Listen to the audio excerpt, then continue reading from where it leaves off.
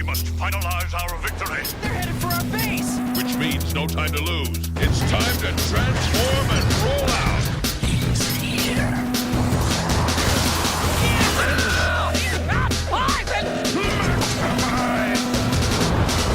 This ends here, Megatron. No more good friends will be sacrificed to your insane ambition. The universe cowered once at the name of Megatron, and it shall do so again. Hello. I'm Megatron. And this is what you have all anxiously been waiting for. Yes. Welcome to the Beast Unleashed panel. I'm your host, Steve Megatron. Just a brief overview about myself. I've been into Transformers and specifically Beast Wars since the show premiered. I've been in various forums, websites, etc. of Transformers over the years. Ran a Beast Wars Transformers website called Predacon Empire for a time. I also run the still ongoing podcast, All Things Transformers, and the podcast network, geekcastradio.com. So enough about me. Welcome to The Beast Unleashed. The focus of the panel is to have a retrospective on the series that changed Transformers forever, and in it we'll discover why it was important for the Transformers franchise rebirth and why it can be 25 years later, as well as the timeline from Beast Wars, maybe G1, G2, onward to now. So without further ado, let's unleash the beast in you. What is Beast Wars? Beast Wars is a Transformers franchise, obviously, that began in 1996. Following the end of Generation 2, it was a massive and great departure from what we'd had before. It was a reinvention of the brand, featuring robots that changed into realistic, organically styled animals instead of their traditional vehicles, which, honestly, I loved it as a kid. Obviously, the cartoon was another visual break, being the first fully CGI Transformers series. Although there have been many that have followed in the time since, it was the first. And say what you will about the graphics and the aesthetics of the day, it was groundbreaking. The graphics we get today, yes, they're more polished and nicer to look at. But even back then, I feel like not much has changed in the aesthetics of how they move, how they transform, and Beast Wars to modern Transformers. I mean, even back then, the Transformers actually transformed way more than they do now in a lot of the modern media. So although fans originally cried a river over Truck Not Monkey, Beast Wars dramatically reinvigorated the brand, whose sales had been just tanking since Generation 2. So speaking of Generation 2, we're going to discuss Transformers in the 90s and of course, Beast Wars. And Transformers Generation 2 is an early 1990s series that really wasn't all that much of a series because it consisted of only the original Generation 1 cartoon, just rebroadcast, repackaged with a CGI animation laid on top of them. And the most extensive change was the title sequence, which had been altered completely, replaced with CGI, basically a glorified toy commercial. With Prime, Ramjet, and it was only a slight change in content. All the other, like instead of the Autobot Decepticon flip, you'd get the cybernetic space cube. And honestly, I saw an episode of it back in the day, and it did not interest me whatsoever, which is funny because I caught it later on the Sci-Fi Channel when they didn't repackage it. Unfortunately, it had become really cheap. And nobody cared about it. It was kind of just this kind of space filler. And honestly, the only thing good that came out of Generation 2 was we got some different paint aesthetics. We got Megatron as a tank for the very first time. We had another Transformers G.I. Joe crossover in that of Generation 2's comic.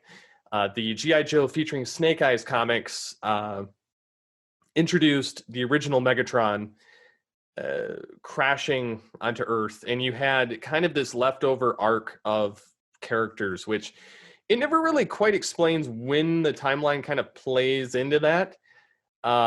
It kind of corresponds a little bit with some of the Generation 1 Marvel comics, and you get, Megatron coming to the Cobra organization and them rebuilding him a body out of a tank. And then you get the a few of the Autobots that kind of come in, and some of those were Generation 2 characters, some of them not. The aesthetic, however, was a little bit of a departure as far as Generation 1 to Generation 2. Then we get the Generation 2 comic, which honestly I enjoyed for what it was, even though it was a limited 12-issue series. And I felt like if they had gone that direction with an animated series, I feel like they could have had a better chance of reinvigorating Transformers. However, they didn't go that route with the cartoon. It was just they wanted to rehash what they had, which isn't that much different from what they do today. And they branded Generation 2 as "This is not your father's Autobot," with Prime with a bunch of bullet holes and a lot of those aspects attached to him. Now, moving into why we needed Beast Wars. And the reason is, as a franchise, it was tired. It had been around since 84, and here we are in the mid-90s, 10 years later, and they were pretty much dead. They were on their way out. There was nothing new coming. It was lacking anything new aside from, just rehashing Generation 1 in various formats, styles, visual cues, and repaints. They didn't seem to find any originality left in the pool, aside from the comics. Like I said, we had the Action Masters, which basically killed Generation 1.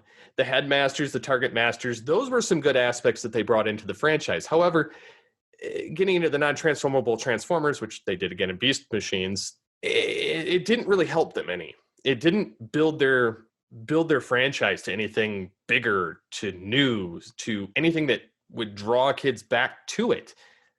Most of the kids that grew up with the original Transformers kind of were out of it at that point. And Beast Wars, honestly, was the first reinvention that kind of gave it new life. So Beast Wars and Generation 1, although at first the shows seemed to be an entirely separate continuity by the end of the first season's 26 episodes, give or take a few episodes here or there, such as we get the web where Cheetor's knocked out on Tarantulas' web, and you see a little bit of the Cyberjets. You see some Transformer buildings. It's on Cybertron, and then you see Tarantulas kind of jump up into it, which again kind of hints at Generation 1.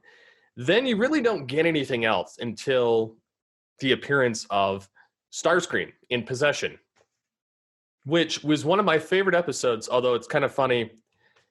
Primal gets the sunglasses in one episode. I love the bloopers that happen in the show, or some of the inconsistencies that happened in it. However, that being said, that's the first appearance you get of Starscream since his ghost in the third season of the original cartoon, when he was blasted by Galvatron and his crew.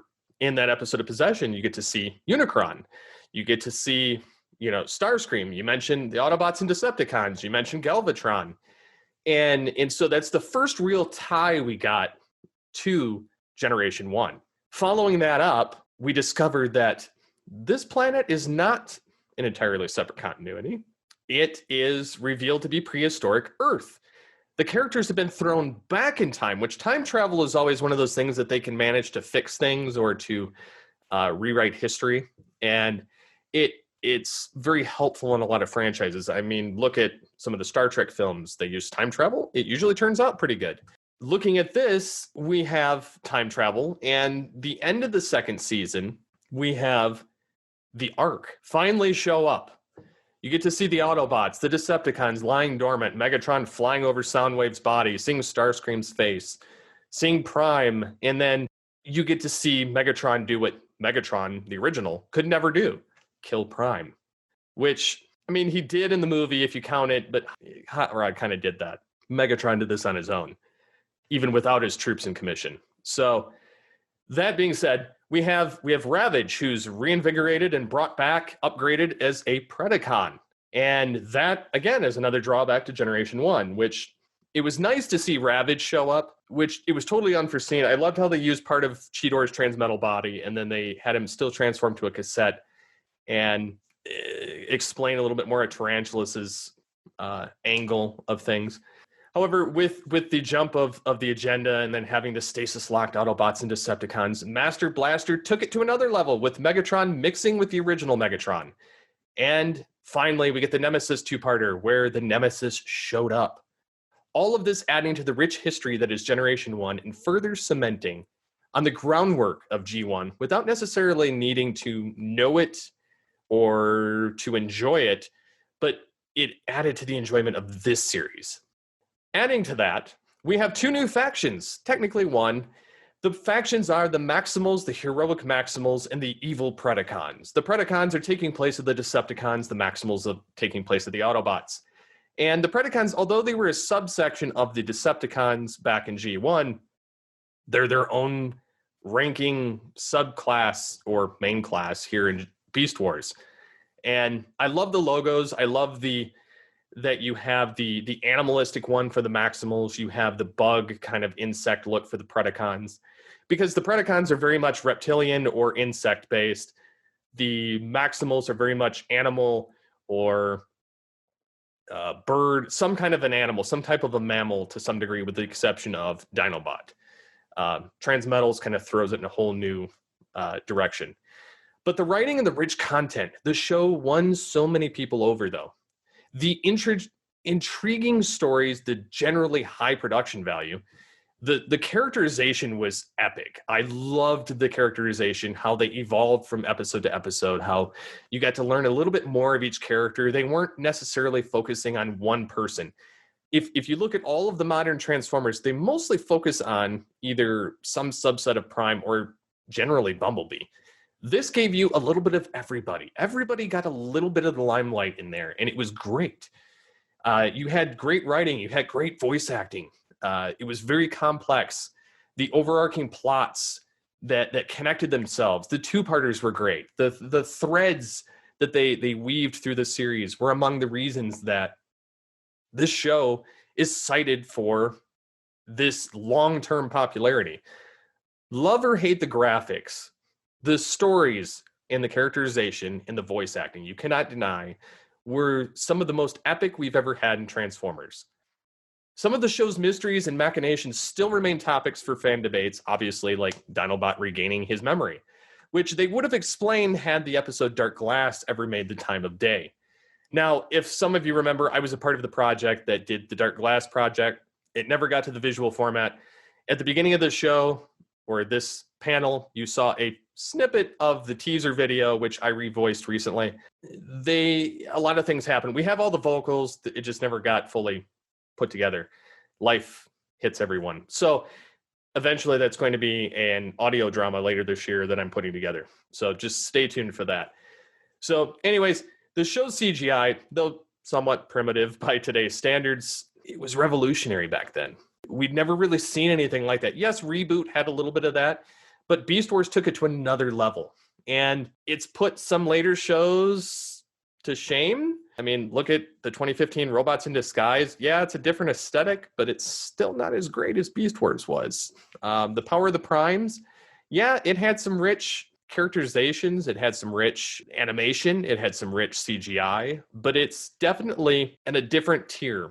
And I felt like the Beast Wars transformations are a little bit more solid and smooth than some of the modern transformation that happens in Transformers. Prime, I think, is probably the best we've gotten as far as the transformation and the flexibility that we've had in any of the robots in any of the series since Beast Wars.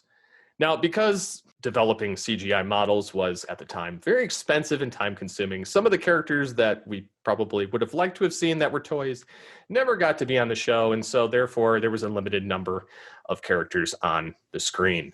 And so, although it had less than a lot of the other Transformers series, it was great in that we got to focus on a small subset, a small group. We had literally 10 to 14 characters at any given time that would show up, and you could focus on all of them. You could get into the little intricacies of each character, and it was something that Transformers really didn't get to do. It was mostly about the storyline and how to just push the characters through it, instead of the journey that the characters had to go through in that storyline. And so you got a nice little mix of both with Beast Wars. Now, obviously, we had some stasis-locked Autobots and Decepticons, the Ark, and a lot of other things, which led to its growth and continuity. But it also won a Daytime Emmy Award for the Outstanding Achievement in Animation in 1998, which, again, I don't recall any Beast or any Transformers series since ever getting that. I could be wrong, but I don't recall any of that happening. So moving on to the characters, we have the heroic Maximals. And as you can see from this wonderful graphic, you can see pretty much everybody. And we had some various transformations along the way. And that's something else Beast Wars did really well. Before I get into the characters that are in here, we had them turn into beasts. Then we had a twist on the end of season 1 where they killed Primal, then revived him. But the way that they brought him back was epic. It wasn't some, oh, I'm such a poor leader, I have to get the Matrix back to Prime, I see his body, blah, blah, blah. No, they were like, we need Primal, we need him now. So they got him. And the transmetal aspect of having them explaining the second moon being destroyed and having one moon, so it obviously is Earth. And you have the transmetals, it flips the dynamic, so it creates a new version of the character, new twists, new turns, new models, new reason to get the toys, instead of saying, okay, here's Prime for Siege, Prime for Earthrise, and then here's Prime for Kingdom. They're all the same toy. Have fun. New packaging, same product. I'm not knocking the creators of the show. I'm knocking Hasbro for this because I find that it's a little distasteful to sell the same toy multiple times. Beast Wars, on the other hand, I know that it created the conundrum of more money, more models, more time and R&D put in, but I felt like the Transmetals took their original Beast forms to another level. You got whole new bodies, and they were probably the most show-accurate character versions that we got out of all of it, was once they hit the Transmetal stage, because they didn't have to make them look like realistic beasts. To some degree, they just had to match somewhat of the show aesthetic. And I felt like the original first run of the Beast Wars toys, which I'll get into later, didn't really match the models all that cleanly or clearly. And so when we got to Transmetals, it kind of took that evolution and traversed it to new heights.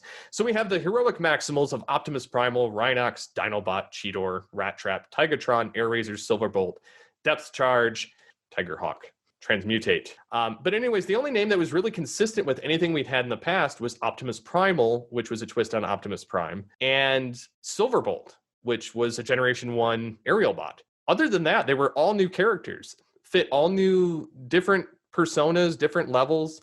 So, I mean, you have a variety of character archetypes in there. Now, moving to the evil Predacons, you get Megatron, which gets, taking the namesake of the original Megatron for various reasons, and he gets 3 different transformations, just like Primal. You get Scorponok, which was an original Transformer name, which they killed him. Terrorsaur, Tarantulas, Waspinator, Black Arachnia, who switched sides, which didn't really happen all that much in the old stuff. Even Dinobot switched sides multiple times in the show. You get Inferno, which was, again, another original Generation 1 name. You get Quick Strike, Rampage, another original Predacon name. Dinobot, Transmetal 2. Then you get the Tripredacus Council of Ramhorn, C-Clamp, and Cicadacon. And then you get Ravage, who's an original Generation Transformer himself, not just a namesake. So I felt like the variation in the characters, the variation in the names, their personalities, the voices, the voices were epic on all 3 levels. Like you get the rich persona, you get a variation in voice, and then you get this whole overarching difference. I mean, just look at Scott McNeil doing 4 characters in the same show has got to be fun yet difficult, and some of them in the same episode, specifically Maximal No More. I love the level of quality that went into this show as far as the voice acting and the writing. Now, getting into the toys, as I mentioned before, the season 1 figures weren't as accurate as I would have liked, or as most of us would have liked for the show. Now, a lot of it was paint aesthetic differences. Some of it was just the technology at the time, but these were infinitely better than what we got in Generation 1. They matched more closely because they were animals. You got Cheetor, who, in this image, you've got Cheetor. I had this toy. He wasn't very show accurate, but it was good enough. And same thing with Rhinox, Rat Trap, Primal. Now, Primal, surprisingly, they did pretty well with. They've improved it with newer versions, but it's pretty much spot on. The rest of them they've had, Dinobot specifically has been one of the most redone toys, as well as Cheetor. I feel like they've had a hard time doing them unless they do a masterpiece for some reason.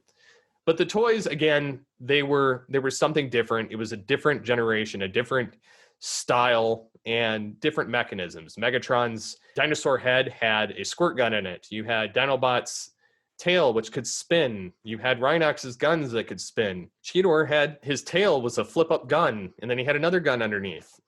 Rat Trap, he had the one flip. Some of the toys they had, you could flip the tail, and it would transform them or flip their head, such as Terrorsaur, Rat Trap, the original Optimus and Megatron 2-pack of the bat and the alligator. So those were a lot easier to transform, and yet they still look surprisingly good. And you look at some of the stuff from Kingdom, for example, and I have the new Rat Trap, I have the new Megatron. A lot of these things are more complicated, and yes, they're very show accurate to things. They're very good quality looking, but I've heard issues with some of the quality control with figures such as Cheetor and Black Arachnia. And the Rat Trap figure, I've noticed, is a little rough if you're not quite sure how to get some of the parts apart to transform him. I had a little difficult time transforming him, even with the instructions. And so I kind of missed some of the simpler transformations that we had back then, which is kind of missing in today's Transformers. It's the ease of transformation. And yes, the quality is better on the looks of the figures, but the transformation makes it possible where you can break them if you're not careful.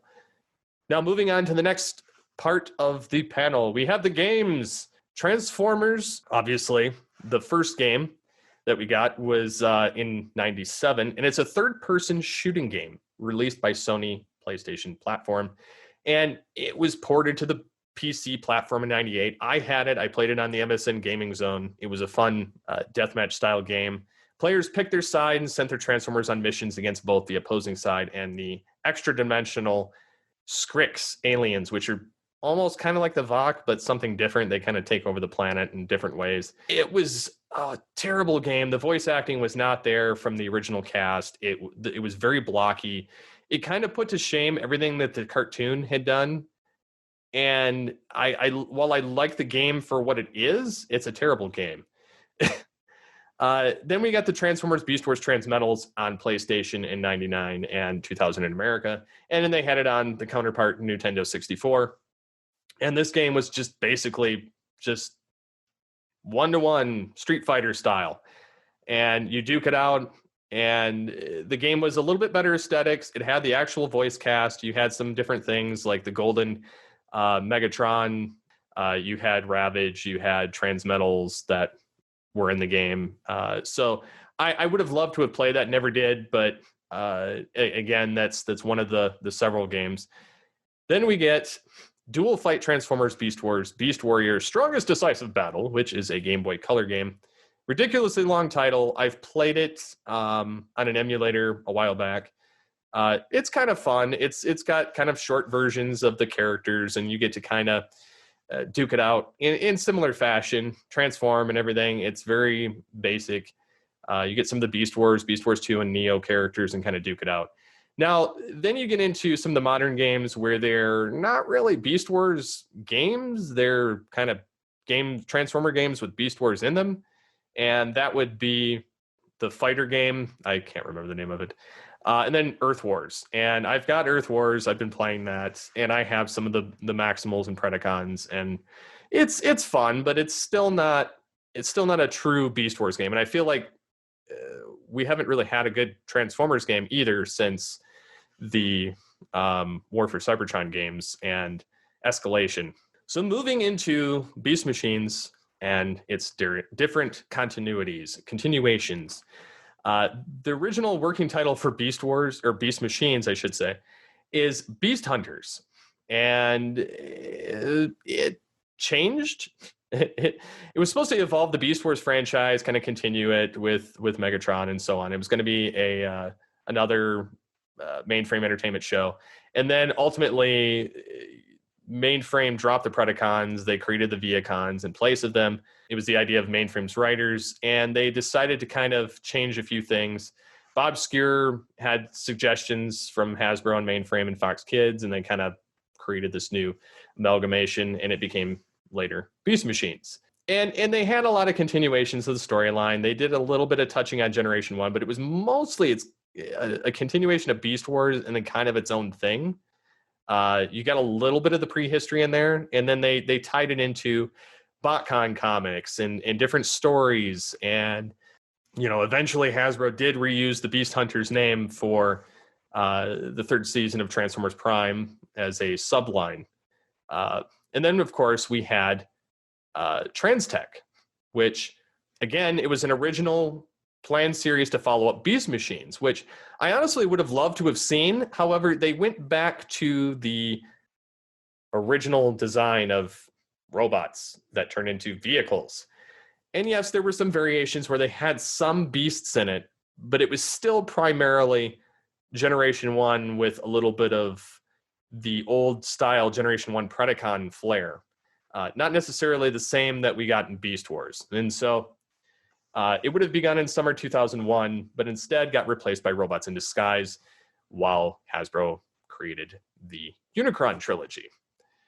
And, some of these things have kind of sporadically shown back up into other continuities, but they tried to do something new is kind of what I was getting at, is they were trying to reinvent, and then Hasbro kind of decided, well, we're going to go back to this other pool and play in that direction. And while we would have had some carryovers from Beast Machines, such as Black Arachnia, Cheetor, Night Scream, Silverbolt, and Rat Trap, and Depth Charge, we would have got Generation 1 characters in Optimus Prime, Shockwave, Starscream, and some kind of a Transtech Megatron that turned to a tank, and a character called Immorticon. And they never really had any reason for canceling it other than Mainframe had a lot of economic issues at the time. But again, it is what it is. Now, Japan took this a step further. They created Beast Wars 2 and Beast Wars Neo. Beast Wars 2 is kind of relative in the Transformers continuity to Beast Wars, and that it didn't really focus on the same continuity. It took place 3 centuries after the end of the Great War, give or take. And it focused on Leo Convoy. They had a movie where they had Optimus Primal kind of get time jumped in. But it takes place theoretically way later in the future of Earth, and civilizations long moved on, and it's been tens of thousands of years, placing it in the distant future to both Beast Wars and the original Transformers. Then we get Neo, and it's got a large composition of new and original molds. You get some that are from the G2 Machine Wars era, which, again, Machine Wars was another toy line that kind of stole from the Beast Wars titling font, but it was very much a G2 repackaging of European Transformer figures, which, again, nothing wrong with those. We had the Machine Wars figures. They were great.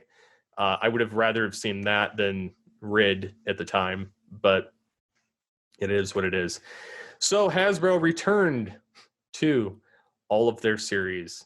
Now, while all of these series had elements of Beast Wars, none of them have truly done what Beast Wars did with a total return to the original characters. Give or take some elements of various series and new characters thrown throughout.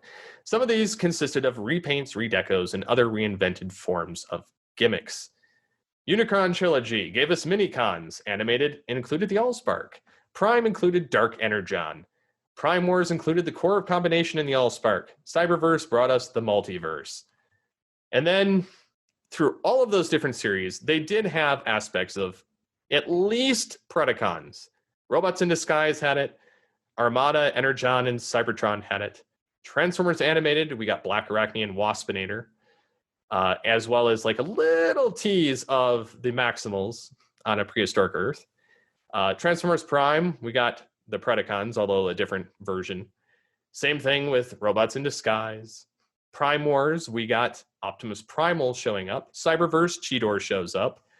Now, that getting all into the encompassing of everything that we have here, we get the reissues, the reboots, and the movies.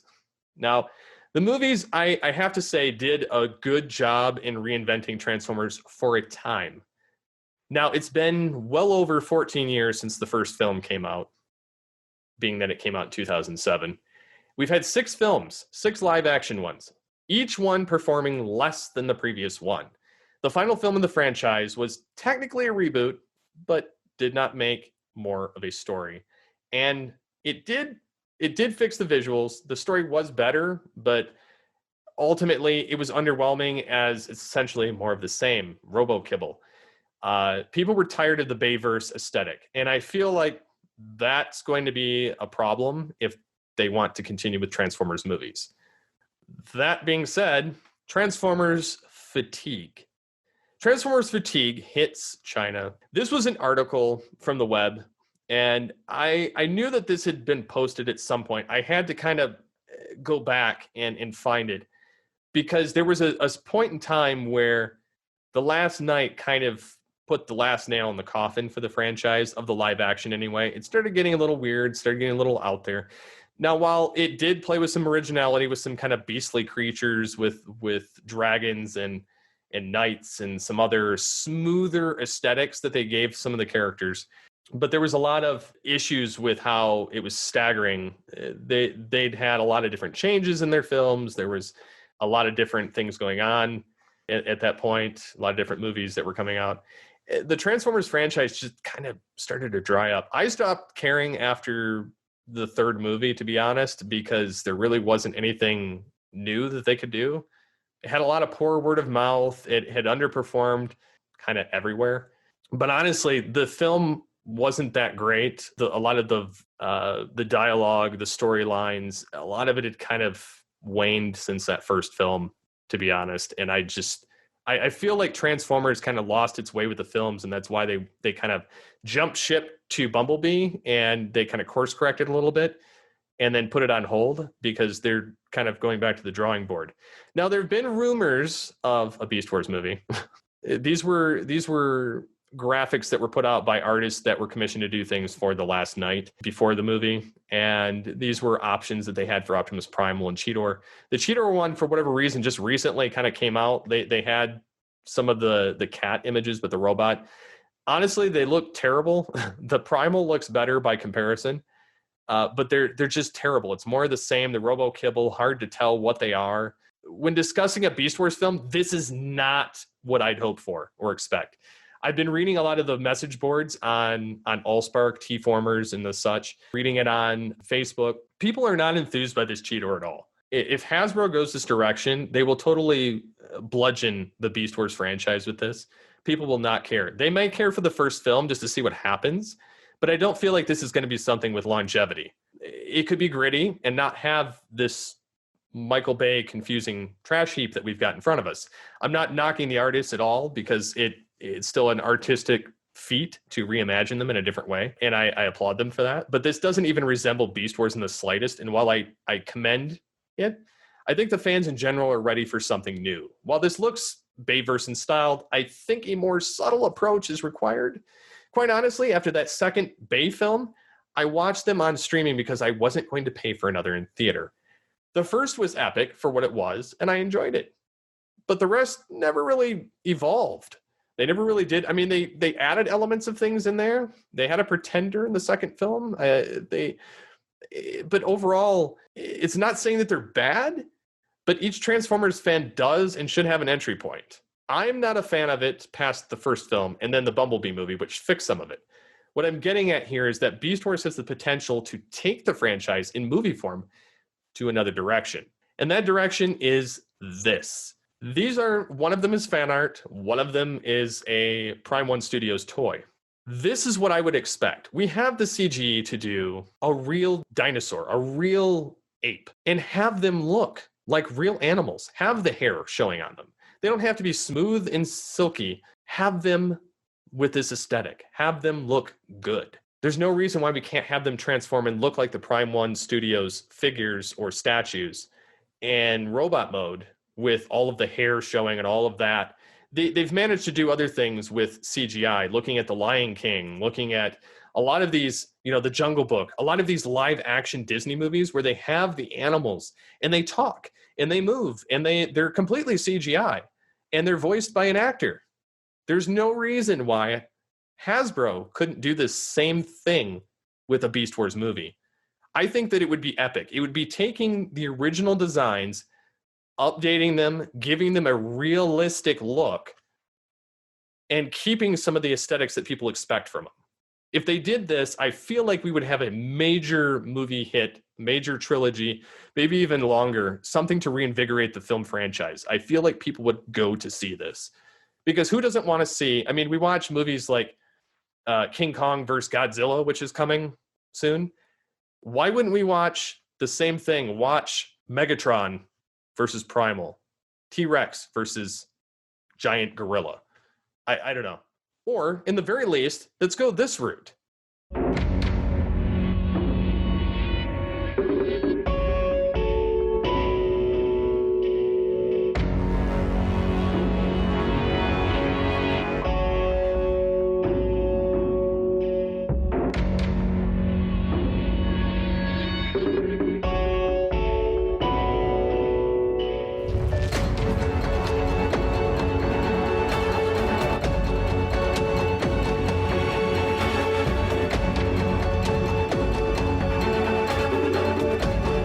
Let's finish it, X.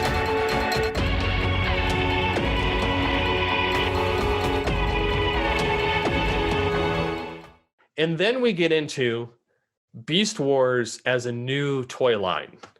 Now, granted, we had some nice figures that came out during the 10th anniversary of Beast Wars. We had some nice things come out at the Thrilling 30, which was the 20th anniversary of Beast Wars. We're at the 25th anniversary of Beast Wars now. There's so many. We have masterpiece figures of Primal. We have masterpiece figures of Dinobot, Tigatron, Black Arachnia, Cheetor, and we have Megatron. Now, granted, there's some issues with some of the figures, specifically Megatron, I've heard issues with. And they have third-party figures, which, yes, there are knockoffs of some of the masterpiece. Some of them fixed quality control issues that Hasbro had. And some of them, it's just a blatant knockoff. I mean, I'm not saying to support either one. I'm just saying you do what's good for your budget and what you prefer. For myself, I don't transform them. So I have the Optimus Primal masterpiece. I would love to get the Megatron, and especially the third-party stuff. We have TransArt Studios, they have an Optimus Primal that's transmetal, which is transmetal scale, and he has the multiple face. He has a lot of the aesthetics. He's chiseled out. He looks like the CGI model. We have the same thing for Cheetor, the transmetal version of him. We have one of Ravage.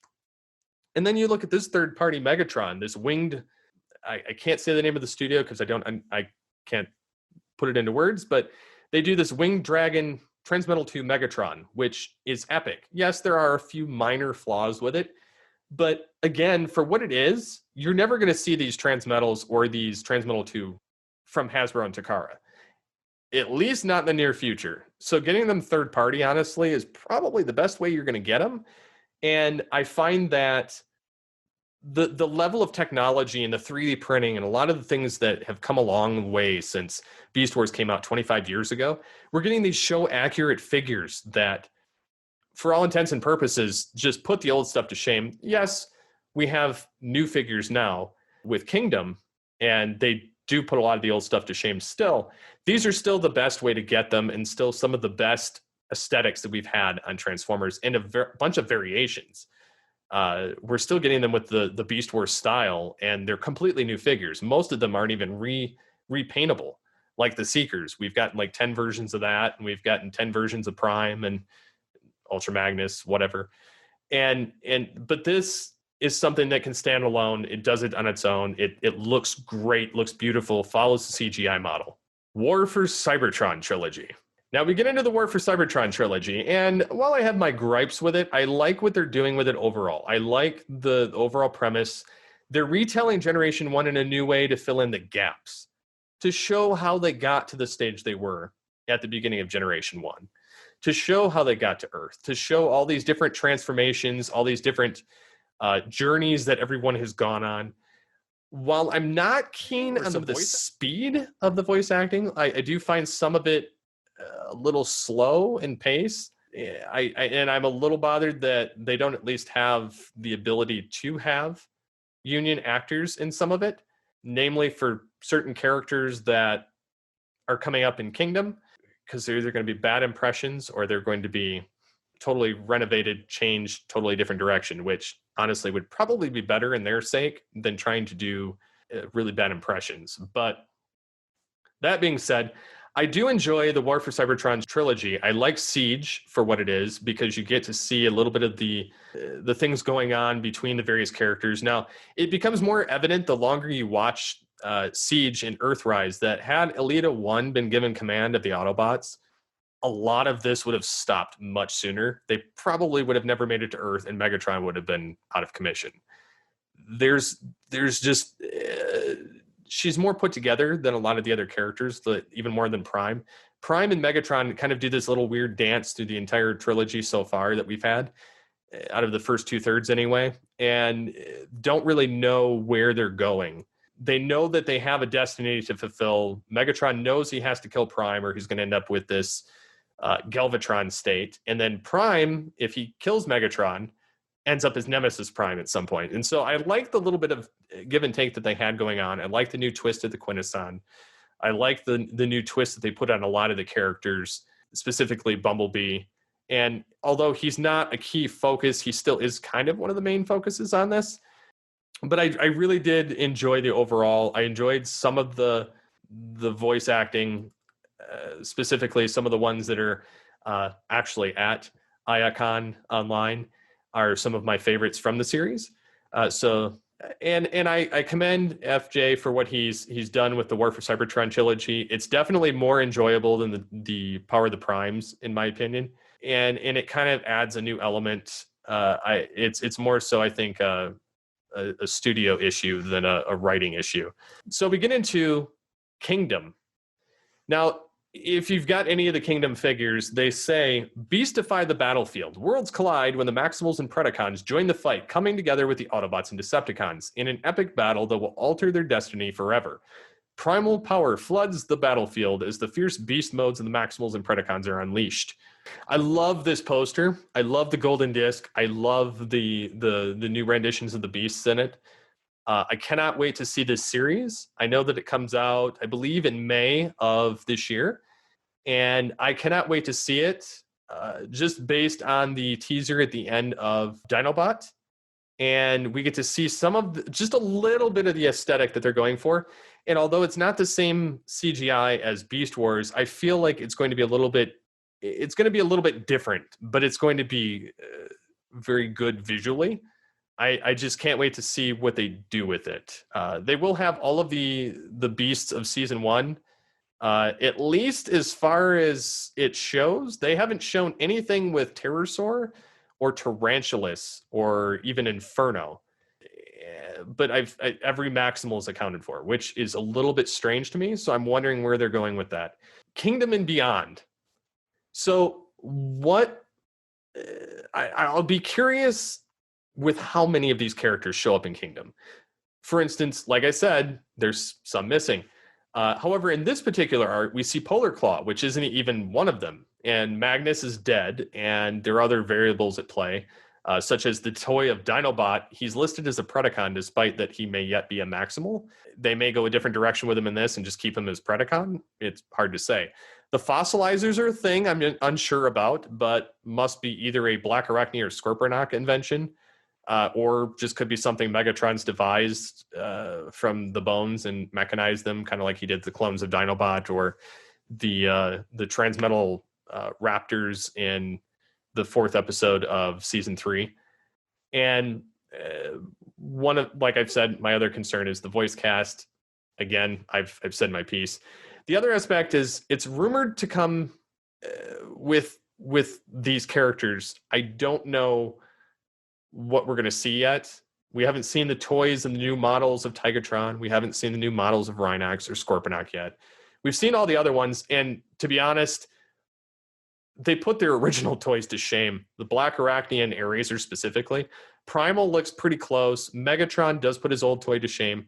Rat Trap's kind of there. Cheetor, I feel like they never seem to get his toy right, no matter how hard they try. If Airazor and Black Arachne are any consolation, I cannot wait to see the Rhinox, the Tigatron, and the Scorponok. The Dinobot already looks great from what I've seen from the preview images. Can't wait to get my hands on these. 2021, Beast Wars Rebirth.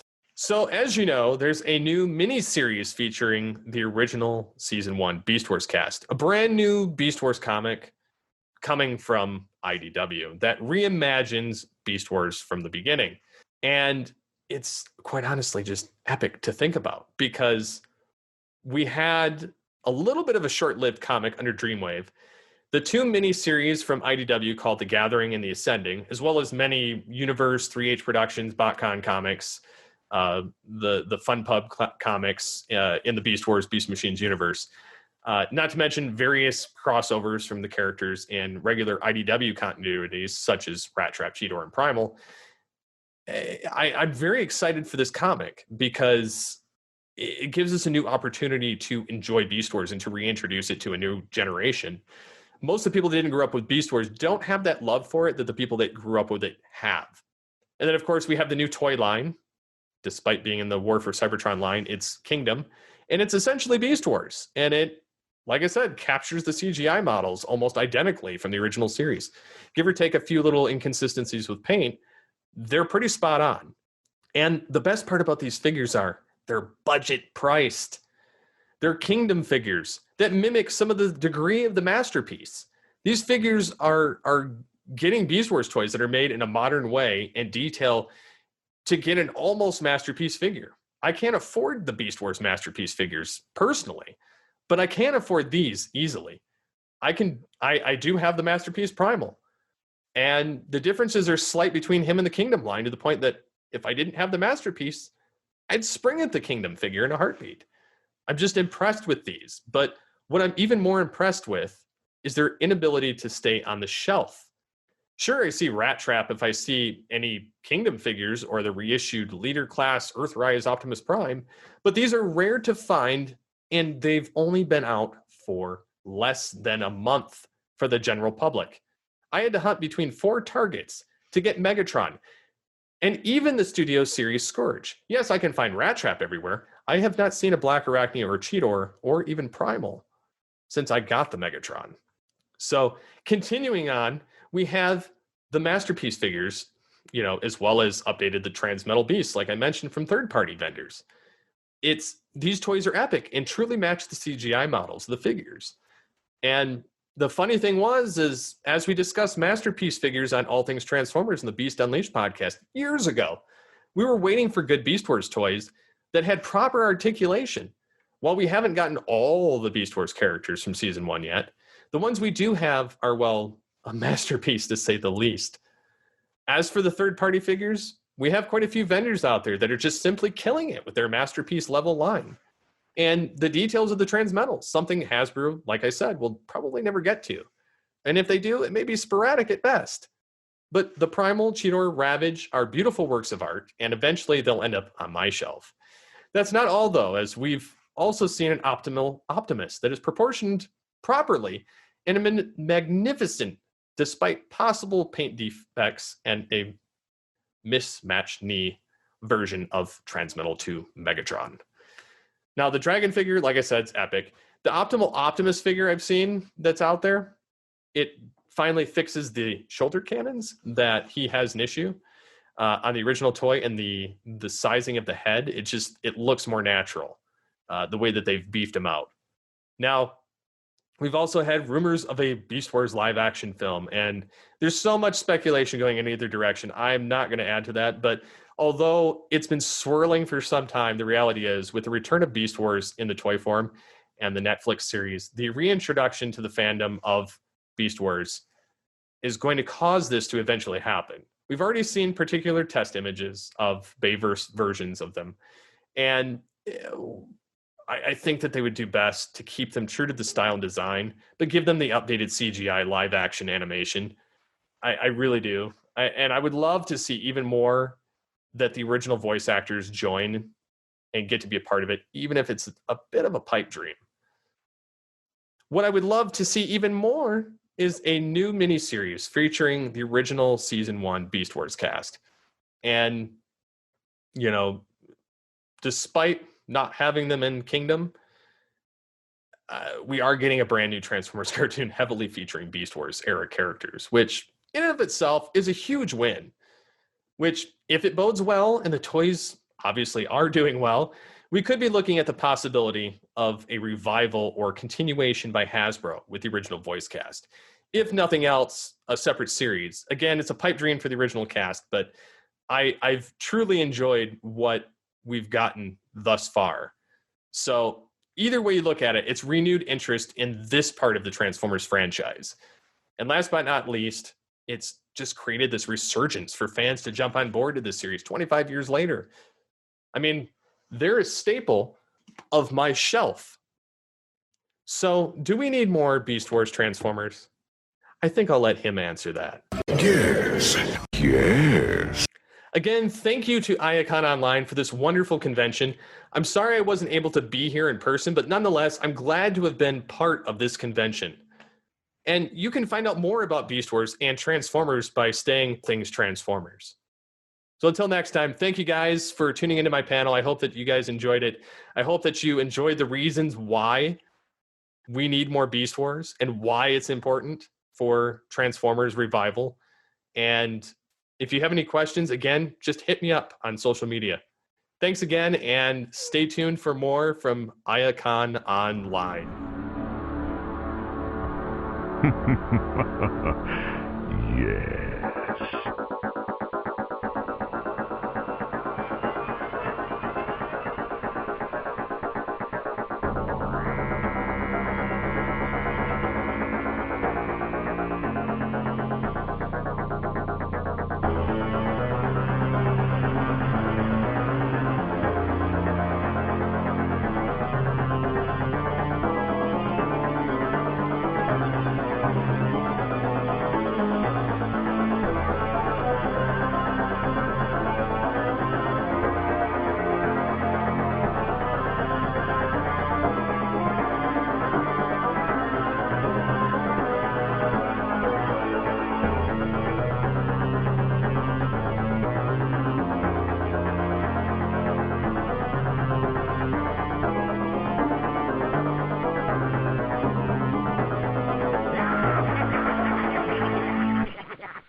I wish to speak to my lawyer.